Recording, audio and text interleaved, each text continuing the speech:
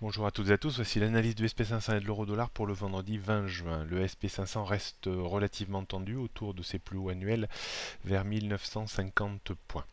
Le marché a du mal à relayer la hausse à la suite du discours de Madame Yellen mercredi soir. Il faudra un débordement de 1960 points pour espérer une hausse en direction du niveau plus psychologique que technique des 2000 points. A l'inverse, il faudra une rupture de 1920 points pour enrayer un petit peu le schéma haussier dans lequel l'indice est installé depuis plus d'un mois maintenant, avec un risque de retour sur 1890 points. La rupture de 1890 points serait un petit peu mauvais signe avec un risque de baisse de plus grande envergure en direction de 1850 points, voire plus bas. Donc au niveau des résistances, on constate une résistance à 1950, 1960, 1980, 2000 points.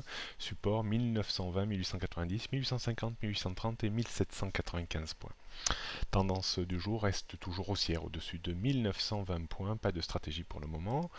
Du côté de l'euro, l'euro est en train de bien rebondir sur cette zone de support qu'on évoquait depuis plusieurs semaines, pour ne pas dire mois, à 1,35, 1,35, 30. Le débordement de 1,36 redonne un biais légèrement haussier à la parité avec une petite probabilité de retour vers 1,3650, 1,3780 et au-dessus de 1,3780 on pourrait de nouveau espérer un retour sur 1,38.